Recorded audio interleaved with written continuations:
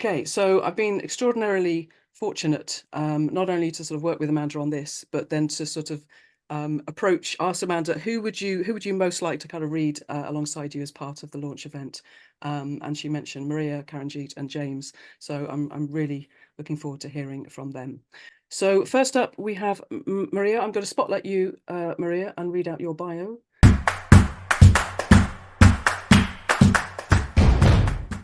So Maria Sledmere is an artist, writer, and managing editor of Spam Press. She is a lecturer in English and creative writing at the University of Strathclyde, and her latest poetry collection, Cinders, it's only just come out, I think, hasn't it? Was recently published by Krupskaya.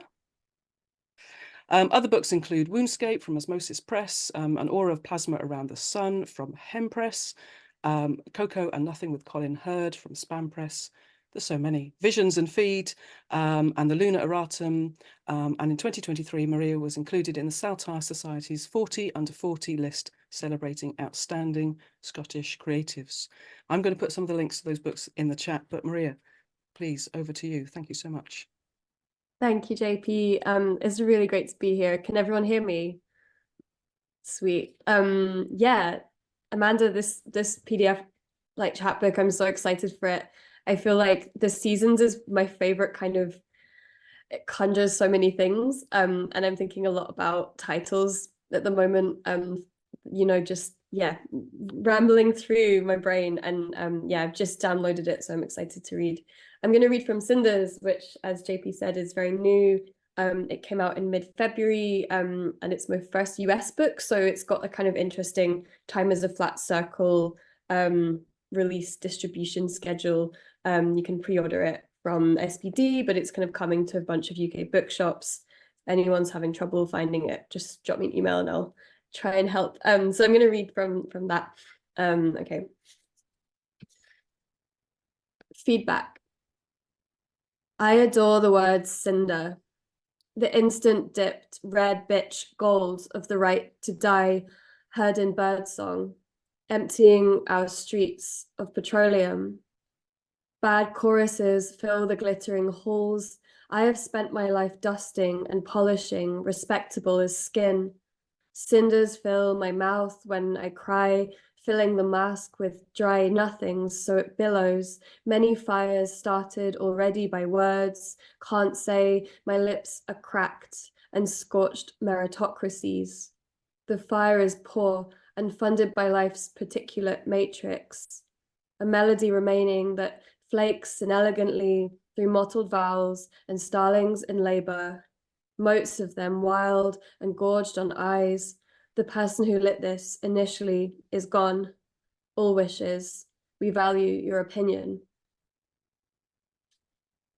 So just to say something briefly about this book, it's named after a book by the philosopher Jacques Derrida, and it sort of riffs on ideas of fire and burning, and the idea of like what remains in language. And it's also riffing on the kind of Cinderella archetype as applied to ideas of Anthropocenic extinction and daily life and many other things. So it's a kind of from Disney to Derrida type endeavor. And this is just a random kind of selection of what's in there. So I'm going to read another one now called Good Hair Day. Girlies with veneers and juicy are letting their masks slip.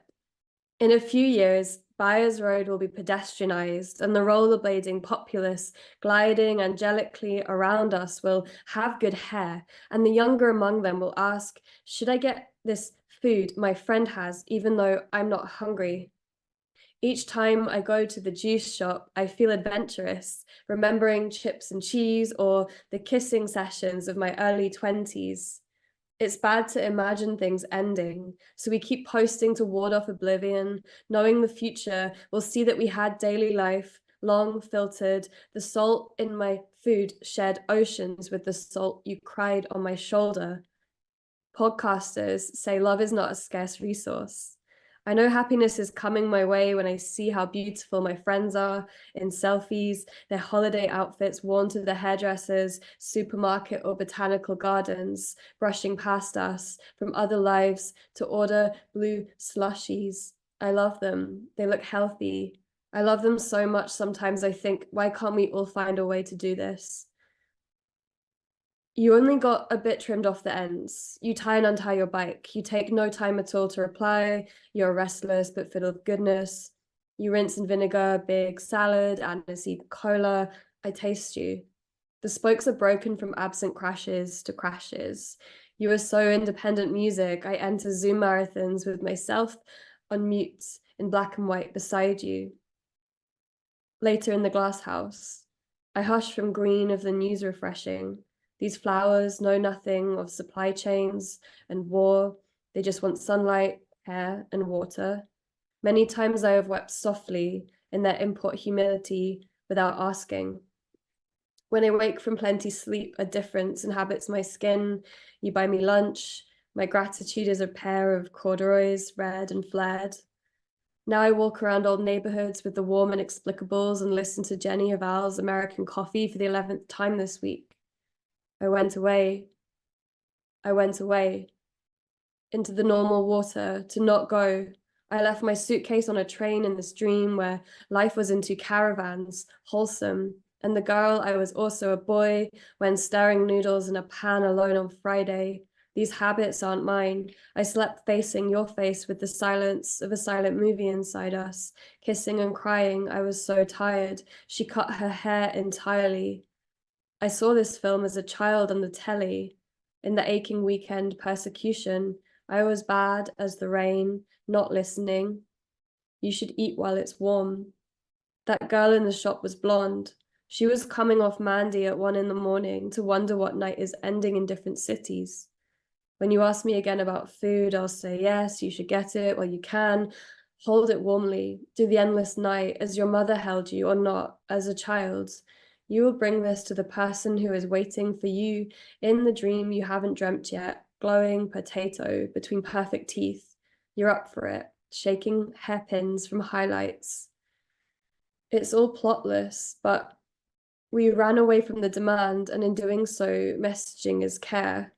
Let me know how you're doing when you get home to live with the priceless orchid, saying goodbye, saying see you forever.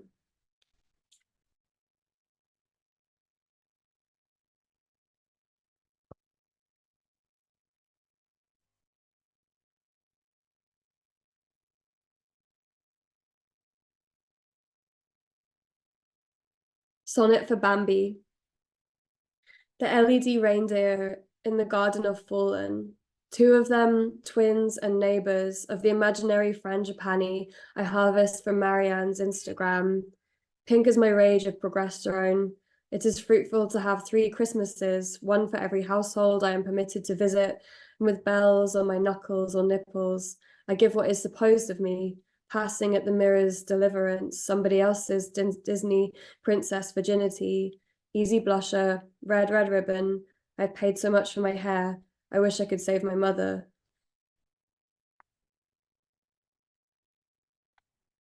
Cinders. I don't want to go to the ball of the billionaires. Who in the stars is your father? Constantly pregnant with pearls, I'd rather step from the oyster and give you one.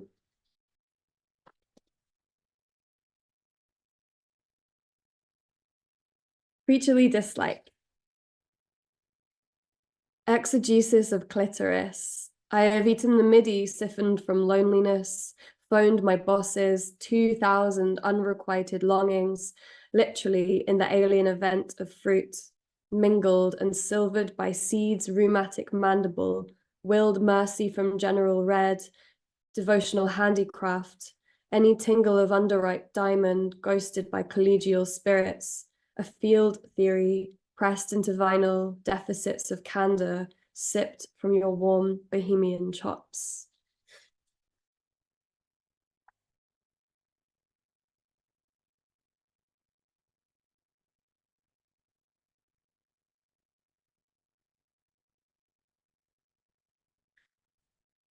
The cost of living, crisis in space. Something is broken at factory source, cloud in your radial artery, disease of the grapevine. Goths speak young stars in stoner memoir, many cells becoming honeycomb gourmet, sexual brain lux of Axel, given to destiny gas bills, buying up pieces of auto poetry, let's have a duck lunch.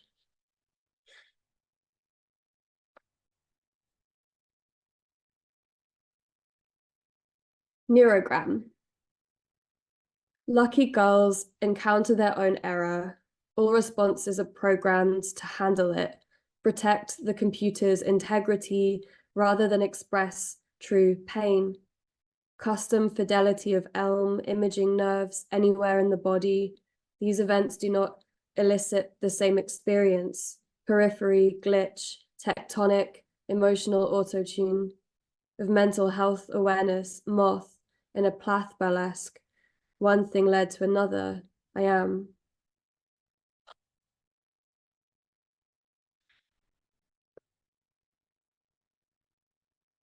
Sewing into my arm another poem with your name in it. I was a heap of crying materials, the same person you once loved and fucked into a pile of leaves. Our shame released as spores couldn't hold it together. And this is my last poem. Stress response. I will let my cuticles heal. Pyrrhic rain is the new cancellation. I paint my nails incalculable sunsets. Eros lives in nitrocellulose, leaving red streaks in the right-hand margin. We push our belonging into boxes, we haul upstairs, we fold our bodies inside more bodies. When I got sick, you kissed each finger of each of my hands, thinking I was seaweed, until each grew a ring, a band of solar pulse the dads called gold. I would photosynthesize bird call, whole emporia of thalassic longevity, jellyfish medusae suspended from plastic hooks, and sold as biologically immortal. Water spits its guilt on our frozen lids, melting through cardboard. There were life stages we missed, others we longed for in figures of not being seen or delivered at dawn to the rich and famous survivors. I, slaughterer of dust, by the stunning rain of nothing, died. Ripe capsules of disilient grape remain here, inebriate molecules of the love maid, as if touch was yet possible, polished of glass, globular, and changed into the sexually immature polyp. Thank you. Oh, wonderful, Maria. Thank you so much. Such an amazing collision of images and phrases and words in that. I loved it. So that was Cinder's. I've put the link in the chat, so people please go and check that out and see more of your work. Thank you so much for reading for us. That was a great, that was a lovely, immersive start to the evening.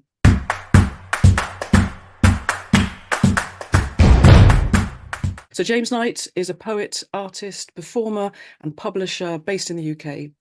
His visual poetry has been widely published and exhibited, and his books include Cosmic Horror from Hempress, Chimera from Penteract Press, and Void Voices from Hesterglock Press.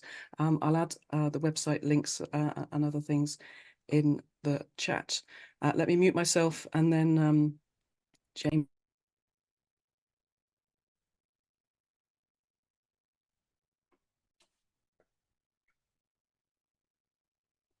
Okay, so I'm going to start off with some pieces from a work in progress called Moreau's Doctored Bodies.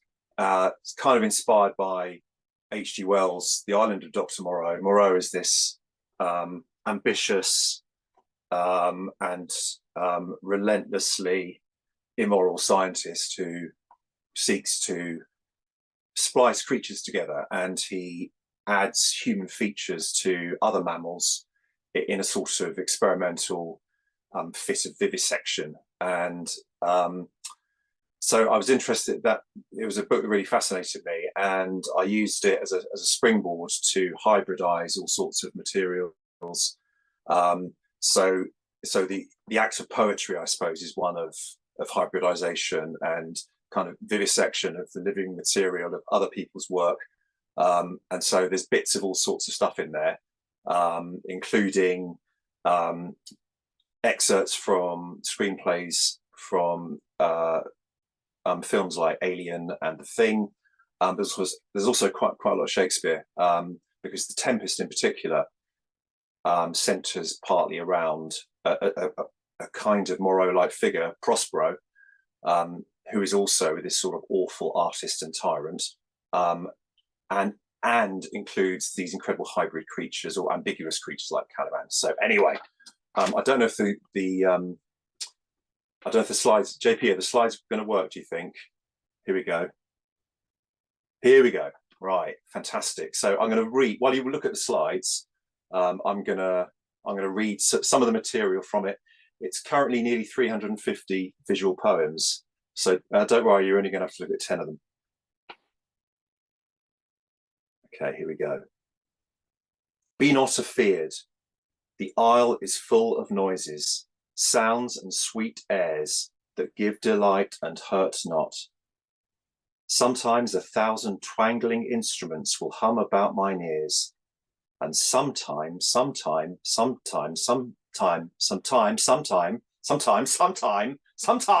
I need a shot of torso experiments and complicated glassy images of life forms throbbing in translation. All of us, Grendel's mother, stewing in the lair, worm-tongued, type-tied, confined. Bodies become strange in this framed space. An eye might be an egg or a seed pod. Sick, sick, sick, sick, sick, sick, sick, sick, sick, sick, sick, sick, sick, sick, sick, sick,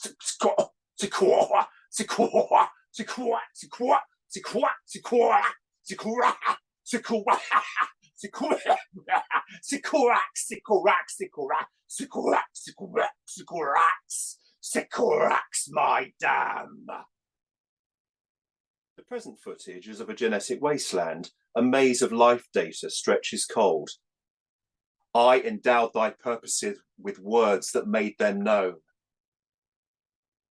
The head, disconnected in the dark, makes strange music, chiaroscuro of noise and song. We sit around, what we say neither here nor there. The head reconfigures its planes under our gaze. Angles slice air, sounds and sweet airs.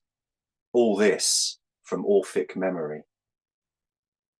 You watch the video of a bulky creature, very much like a squealing Marlene Dietrich, pale and coiled within the machine. You taught me language. I'm telling you, the alien music of the disease has altered my body. The experiments are a futile flesh storm. I've got access to Mother now, and I'll get my own answers, thank you. I know how to curse. Sick, sick, sick, sick, sick, sick, sick, sick, sick, sick.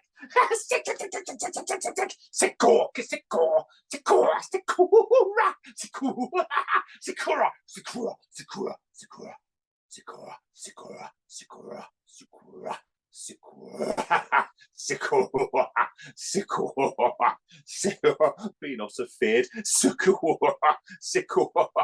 All of us, Grendel's mother, stewing in the lair.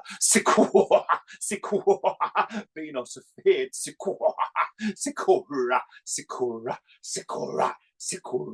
My dam.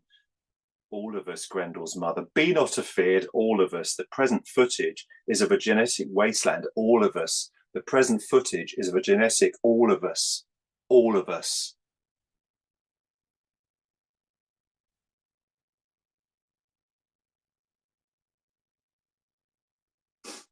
So that's that. And now I'm going to read some poems from Cosmic Horror, which was published by Hen Press, who are represented tonight by Rich Nice to see you. Yeah, I'm just going to read some of these without really any introduction thing. So I'm going to go for, this one is called, no, I'm not going to do that one. This one is called Ritual 2. We were instructed to close our eyes. The required sounds would branch from our cores. We were not to think or resist. Something like a clam moved in our chests. The whispering of the sea forced its roots into our mouths, down our throats. We choked on salt water or blood. The light source was before us, so we saw red. We were reminded to keep our eyes closed. Every time we gagged, a word nearly heaved up from us, but we had to keep time with one another. Memories of childhood were invoked as an antidote, and we felt our skin attentively, memorizing the changes. It was spring, and we had starved through winter. The rituals had caused food to exist for us, but it was not time to eat, not yet. We waited for the sounds beyond speech, patient with our bodies. Something like a clam opened its lips on us between our legs. First stirrings. The light source was heavy as blood on our eyelids. We couldn't keep it out of us. The sea insinuated itself into our chests. We did not want to consider ourselves victims or sacrificial offerings. All we wanted was to emit the required sounds. Trying to stop word clots forming in our mouths. Trying to stop sounds becoming massive. Waiting with our eyes closed, weighed down by light and sea, heavy with ourselves, mouths open, wailing. And this is called Recording Device. We recorded ourselves on the blood machine. It was necessary to activate our throats in unison, otherwise the ocean's marble lid would never open. This required harrowing exertions that cost us our ability to merge undetected with humanity. Our eyes fuzzed over. We became viscous and pink. The blood machine made faithful rendition of our salts, our songs, translated us as waves. Somewhere, far off inside us, our code rearranged itself into a red clock, measuring the changes. This one is called An Organism is an Event.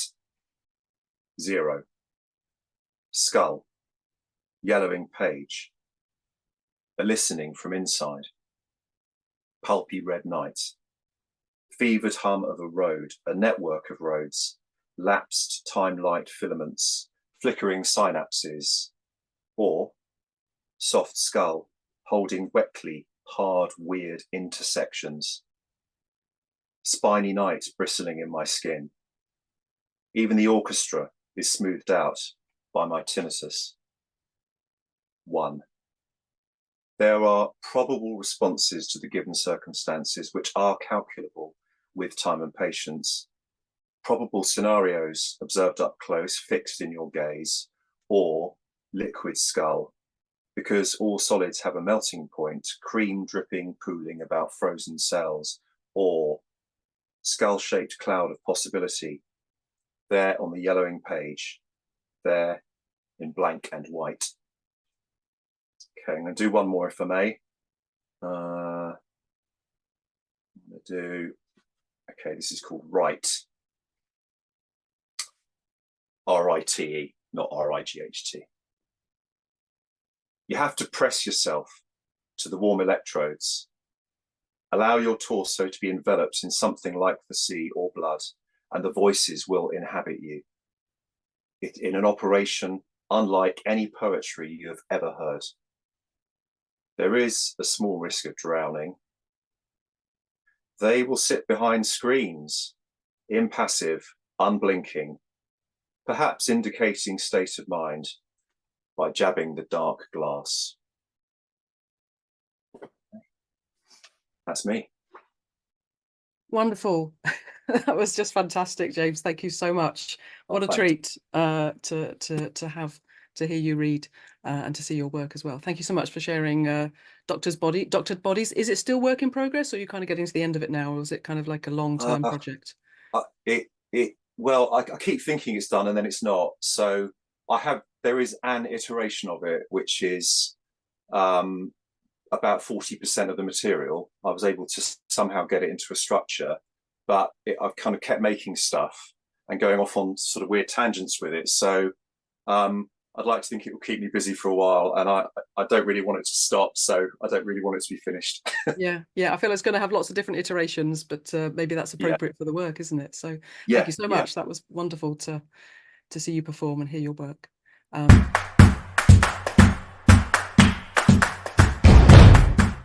Karenjit Sandhu is a poet and artist. She is a lecturer in art at the Reading School of Art at the University of Reading. Her publications include Poetic Fragments from the Irritating Archive from Guillemot Press, Young Girls, the 87 Press, Baby 19 from Intergraphia Books.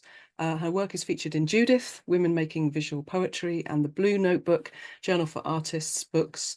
And Sandhu's performance has led to collaborations with the Institute of Contemporary Arts, the Barbican, Flat Time House in London, and the Arnolfini, in Bristol, and the Gallery Eric Dupont in Paris. She is a member of the British Art Network. I'll drop some of her links in the chat after we've heard her read. Thank you so much for joining us, Karenjit. Let me share screen, and then I will, looking in the wrong place, sorry. Thank you so much. Just wanted to say massive congratulations to Amanda for this incredible, it's an amazing chapbook, and I've managed to leaf my way through it, and it's such a visual and linguistic delight. So I'm excited to hear you read from it in a few moments time. I'll try and be quick. And thank you so much, JP and Full House Literary, for everything you've done in organising the event, and such a joy to be reading alongside Maria and James, whose work I admire immensely. I'm going to start by reading a few snippets from the Irritating Archive, full title Poetic Fragments from the Irritating Archive. And yeah, I've been going back to thinking about archives recently. I feel like this probably feels like a bit of an older work, but I thought it might be a good place to start this evening. Thank you.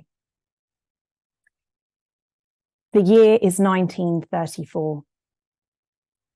The year is 1934, and archive is a verb. To archive is to place or store in an archive, a refuge of boxes, a sanctuary of shelves. Join in the archiving of this event. A body.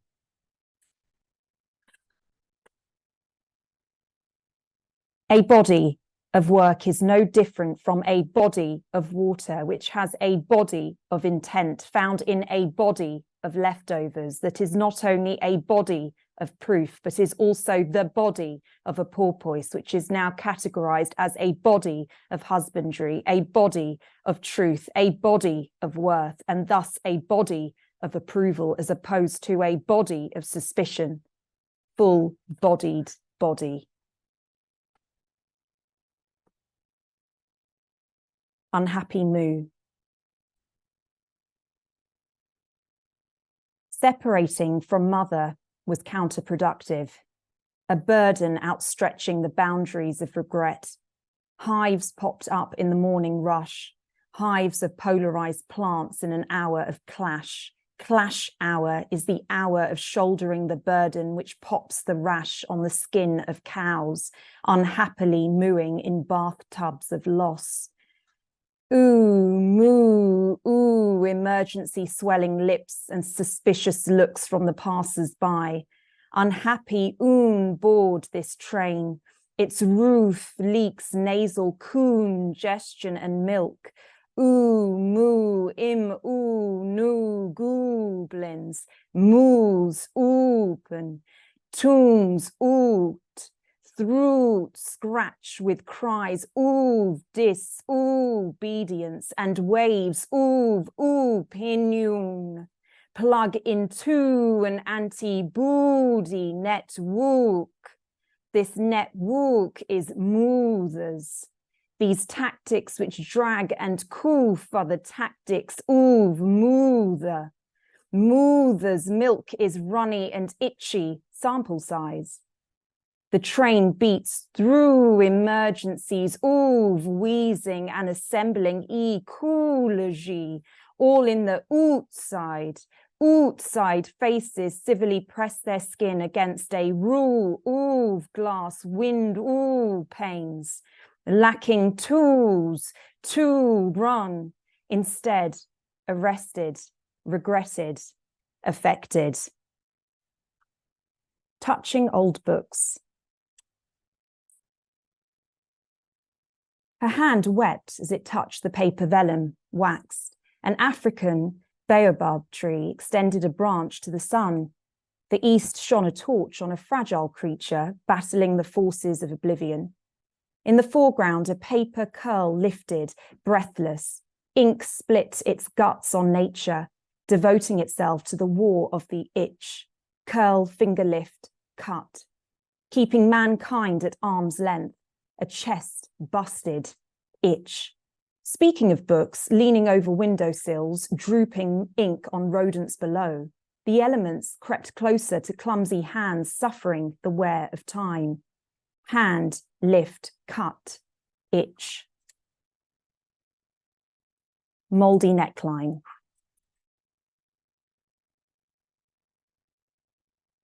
A queue of women up to their eyes in trouble. Square necklines, lettuce hearts plunging into multicellular filaments of no anti-nobodies, leather tan across their face, a single-celled neckline of droplets. A queue of women, a queue of months, a queue of moody blooms, bugging eyes, spiked bleach, cross-hatched excess, hypha scars, yeast habits. Unsightly queues wafting through basements, swallowing ground floors, spitting excess, windows. Oh, the tiny pixels of Columbus Avenue. Lines shake the fault line, stretch rapidly during bittersweet walks for miles, passing everyone. Growth, protrude, and extend the fungus of embellished headgear. Those 16th century queens with patterned faces, sculpted biceps and burgundy lips fix their humble stickers onto the temple. It's gigantic columns. Naked stickers curl and peel, moisture leaks and rising seeps, leaking pipes of affection in this Belle Epoch era of bodies grinding meat, sheer waste, damp collars, bodies rise, a queue of women in the rain seeping, consuming the inside of the window frame. I'm now going to read just a few poems from my second collection, which was Young Girls, and that was out with 87 Press. So there's a few poems from here, and the poems really are trying to chart the life story of Hungarian Indian artist Amrita Shergill. So it's sort of playing around with truth and quite a bit of fiction that's come into it. So the first poem is Gossip Clings to Midriff Tops. Gossip had been circulating for weeks about Edith and Aditi and all the goings-on that hot Indian summer. Gossip wasn't just lying face up in screen 2, aisle E, seat 3 of the local multiplex cinema. It had leaked across to the bowling alley on Summer Hill. Yes, it was sludgy and tacky as it festered in every hamburger joint across town, but it was pulsing, frenzied and raw. Yes, the stench of it was sickening. Gossip was sweet and overripe, brown, bruised, you might say. Gossip clinging to midriff tops, scalloped edges and crocheted centres, loud and bold and gossiped about. It found its way inside a pair of shoes and flitted all over town, fluttering its anecdotal nuggets in and out of gossip-ready cabs, climbing through bedroom windows, gossip regaling the time in the photo booth, at the 7-Eleven, in the basement, beside the swings, down the alley, first thing in the morning, last thing at night, looking away, pulsing, frenzied, raw. Shadows in the hazy half-light.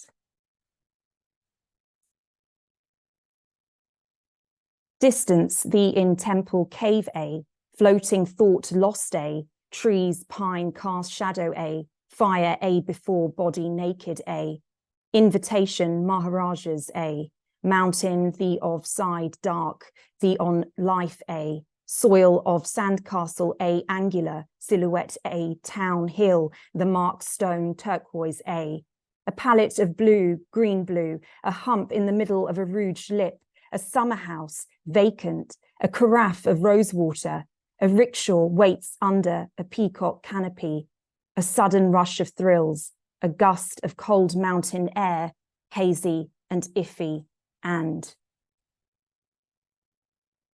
Jelly's fugitive.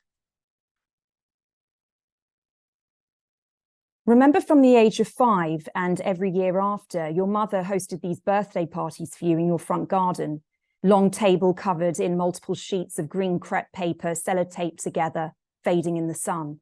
We all sat around it, our toes grazing the grass, and she would serve us jelly with a big sickly scoop of angel delight. These days, it's comforting to think of that jelly. And probably for you, there's much consolation in knowing that you're back with the jelly now. Jelly, jelly, petrol thickened and smelling of soap. Jelly with its alkali taste, its burnt oils and waste fats. Soap. Remember you liked to watch that soap opera after school on Mondays, the one about a coffee house in Hungary somewhere, along the Danube, I think. Anyway, back to remembering you and the solace you've found in returning to the jelly now, but this time as a flamethrower, tenacious and tacky like treacle. To know you're out there, fleeting and fiery, in transit, quick to disappear into the exploding jelly clouds. And probably for you, there's much relief in that. Who said loving Gauguin would be easy? He brushes past me. His scent of tarpaulin sits heavy, saturated, dripping, but strong, like the document folder he carries under his left arm. I'm unhappy with what I do next, but I do it to silence all that Tahiti talk. It's not just that, but also for the money, the French lessons, and for all those things Metty told me. Those angular faces and miserable nudes, fruit totems of fire, burning a light, sitting, long-haired boy, orchid, asleep, alone, tree trunks, red, skirts, patterned breast, dead horse, heavy bodies, naked, alone, long hair, brown. And I'm just going to end with young girls.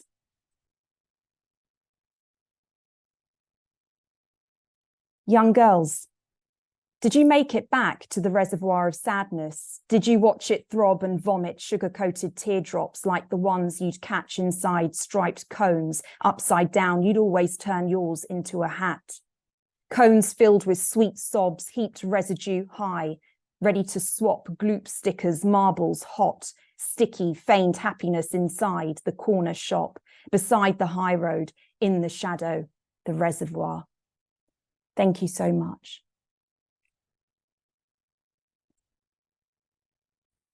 Thank you, Karenjit. That was amazing. That was wonderful. Such an incredible reading, and love your work.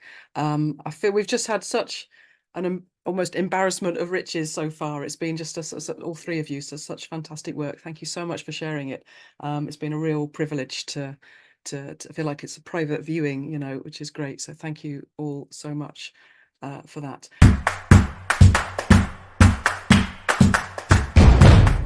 And huge congratulations from all of us at Full House. It's been great to work with you on this, and our first sort of, you know, visual hybrid chapbook. So that's sort of been a particular delight.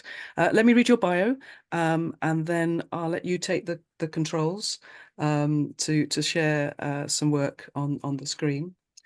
So Amanda Earl. Too many tabs open. This is generally the state of my brain most of the time. Amanda Earl has been a working writer in multiple genres for over 20 years. Her mission is whimsy, exploration, and connection with fellow misfits. She has published poetry, visual poetry, short fiction, and a novel. Earl is a pansexual, polyamorous, feminist writer, visual poet, editor, and publisher who lives in the Algonquin Anishinaabeg traditional territory, colonially known as Ottawa in Canada. Her poetry books include Beast Body Epic, Trouble, also by Hem Press. We've got a good showing from Hem Press today. Kiki from Chaudiere Books, Invisible Publishing in Canada. So let me sort of drop some of those links in the chat and then hand over to you, Amanda. Looking forward to hearing you read from this work. Thanks so much, JP, and thanks to JP for all their work, and Full House Literary for publishing this chapbook, which is part of Welcome to Upper Zygonia, which I'll talk about more in a minute. It was so great to hear you read Karenjit, Maria, and James, that and to see your work too, that I almost forgot I was supposed to read. I was just having such fun as an audience member. So that was fantastic. Thanks a lot. I'm gonna do my reading from these slides because it shows the visual poetry and also these crazy doodles that I've done and other things as part of the work. So if I can figure this out and share my screen right, that's what's going to happen. Here it is. Good. Wait, one person there. Okay, there. Okay, share. All right, so we already know this part. Okay, so thank you everyone for being here. So I would like to talk to you a little bit about the background to Welcome to Upper Zygonia. So, and here's a quote from Joan Baez, the musician: "Action is the antidote to despair." So in 2020, when COVID-19 was causing lockdowns and isolation, I have to move my, see if I can move this out of my way. Yes, a dear friend who's actually here, hi Susan, Irish poet and visual poet Susan Connolly, mailed me a little notebook. This is the little notebook that she mailed me, and that inspired me to fill it with drawings of Upper Zygonia. And from there, I wrote poems about the drawings creating a utopian world. So that's what happened there. During this pandemic, I've spent a lot of time thinking about what a world free of poverty, hunger, war, economic and social disparities would look like. We are witnessing the effects of injustices caused by long-term structural systems of capitalism, patriarchy, and white supremacy. And so in my anxiety, I began creating a refuge for those who have been harmed by these systems. Oh, let me know. I should have asked if everyone could hear me, but I'm assuming I would get yelled at if I'm not being clear at this point. So, Upper Zygonia is an imaginary planet in the imaginary Zygonian Galaxy, and it's created by a scribe and earthling who is living in a dystopian 21st century and dreams of a better world. So you can see some of the other planets in the Zygonian Galaxy. Willowmina is one of the other characters in, she's in the seasons, and she's in the larger work as well. A willow tree who has lived for a long time on Upper Zygonia, once a biped. She's a proprietress of the House of Burlesque, former resident of Saturn and Milky Way, citoyenne and traveler of worlds. Lilac is another character in the work.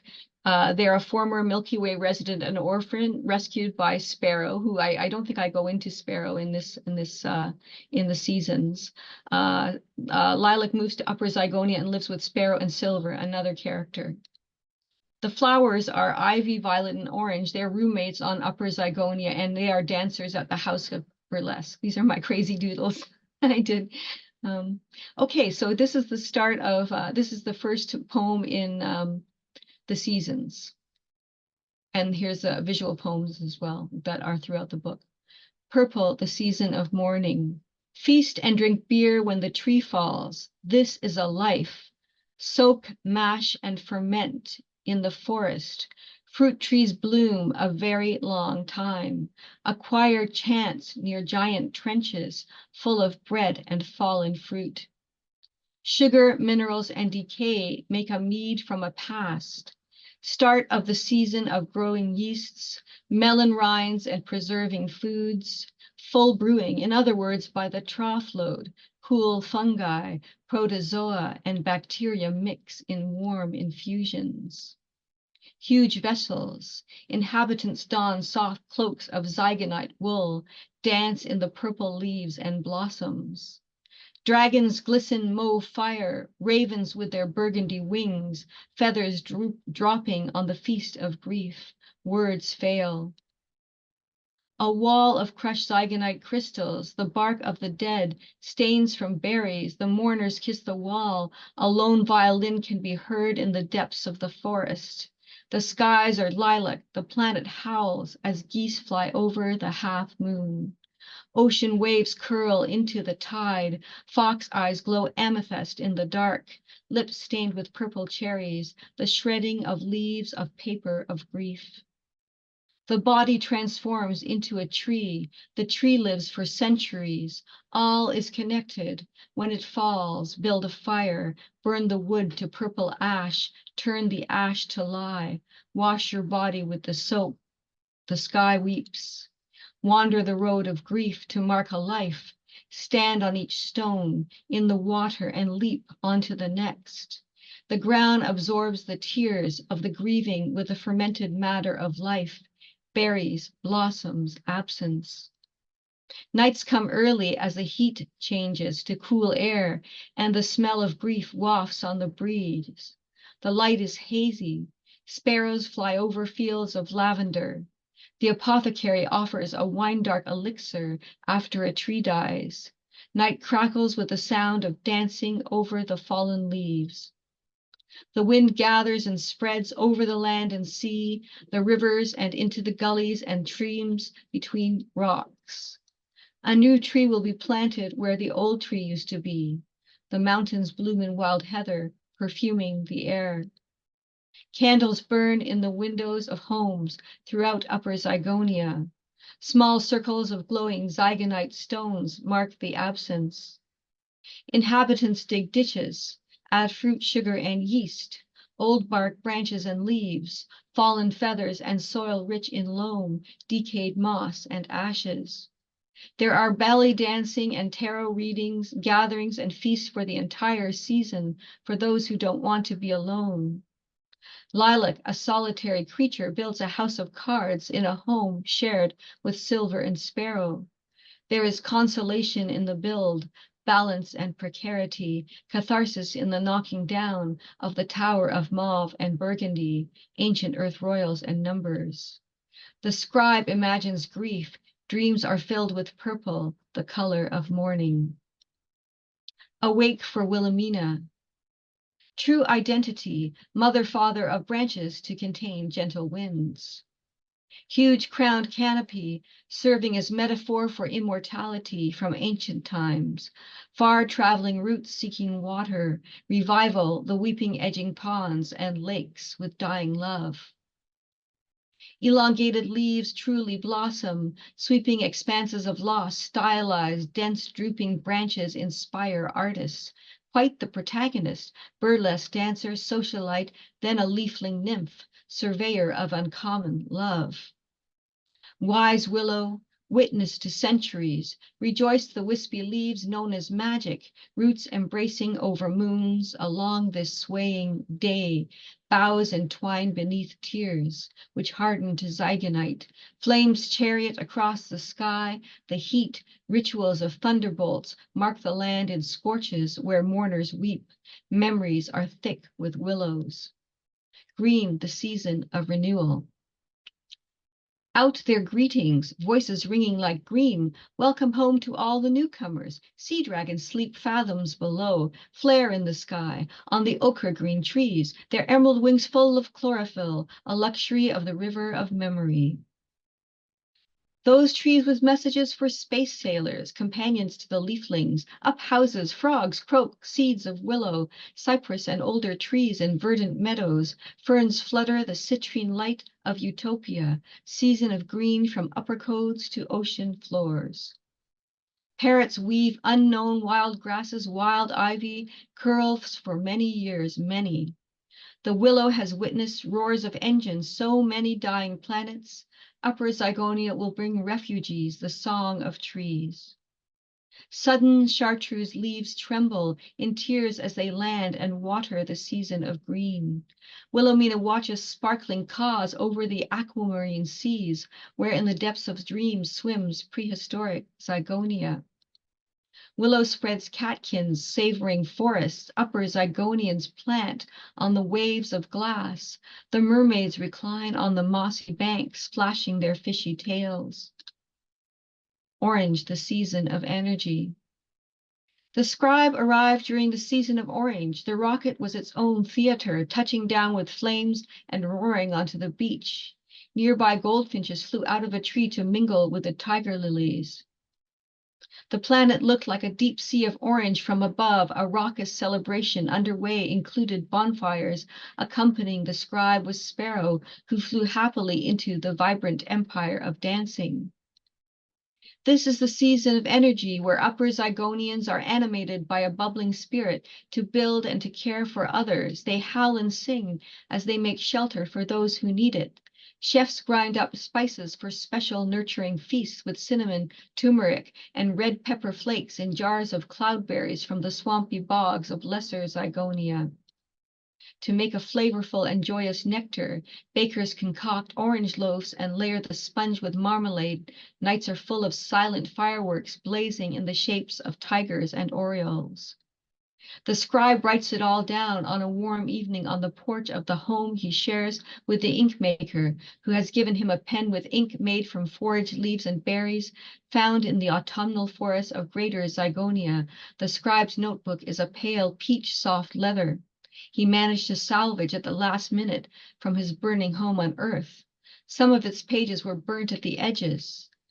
The sun sets over the wall as the tide comes in, and the scribe imagines a future on a safe planet with kindred caretakers who cherish their planet and one another.